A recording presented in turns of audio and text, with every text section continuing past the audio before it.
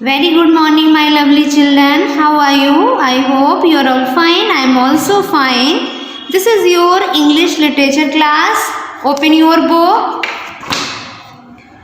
Today I am going to teach you chapter 11, The Obstacle in the Path. Means रास्ते में बाधा, राह में बाधा.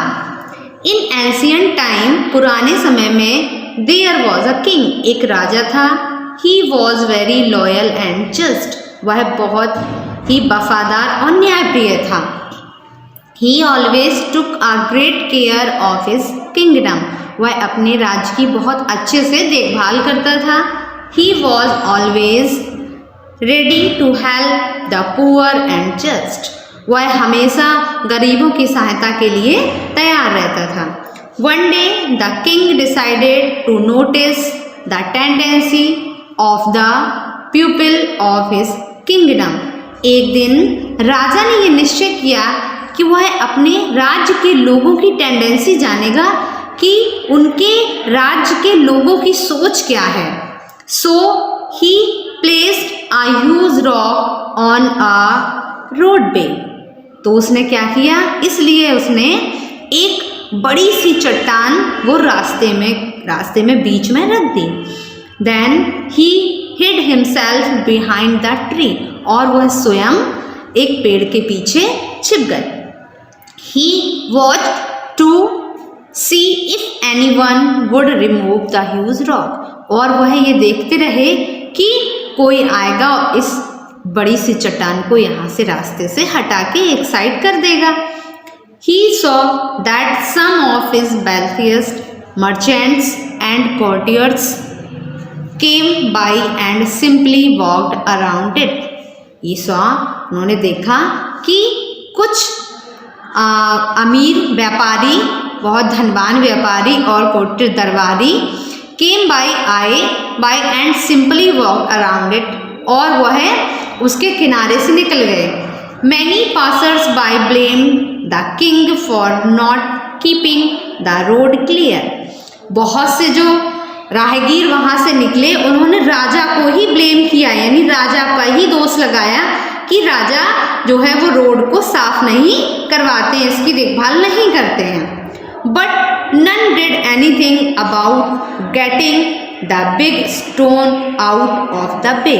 लेकिन किसी ने भी उस चट्टान को रास्ते से हटाकर एक साइड नहीं किया.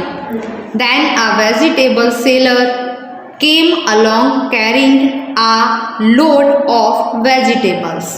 तब एक जो सब्जी बेचने वाला आया, along carrying a load of vegetables. वह बहुत सारा अपनी सब्जी का बोझा लादे हुए था.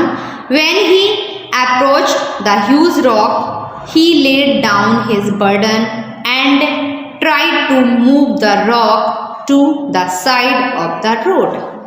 When he approached, जैसे ही वो वहाँ पहुँचा the huge rock, जो बड़ी चट्टान के पास, he laid down his burden. उसने क्या किया, अपने बोझे को नीचे उतार दिया, रख दिया and tried to move the rock to the side of the road. और उसने उस चट्टान को वहाँ से हटाने की कोशिश की, यानी रोड के साइड में उसको लगाने की कोशिश की. Turn off page.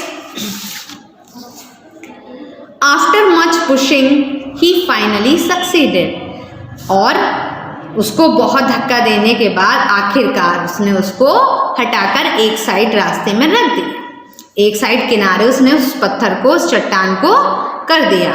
He picked up his load of vegetables and noticed a purse laying on the road.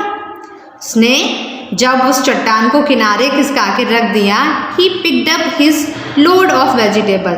जैसे ही वो उसने अपने उस सब्जी के बोझे को, जो उसकी सब्जियां थी उनको उठाया and noticed a purse. उसने ये देखा कि एक purse laying on the road, एक पर्स है जो वो रोड जमीन उस पे सड़क पे पड़ा है. Where the rock had been placed, जहाँ पर वो चट्टान रखी थी. The purse contained many gold coins. जो पर्स था वो बहुत सारे सोने के सिक्कों से भरा था. And a note from the king indicating that the gold was for the person who removed the rock from the roadway.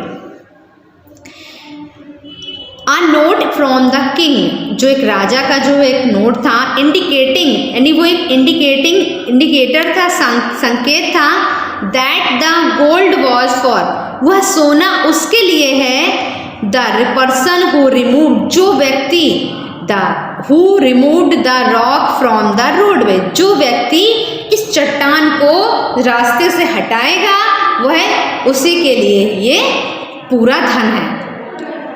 The vegetables sale learned what many others never understand.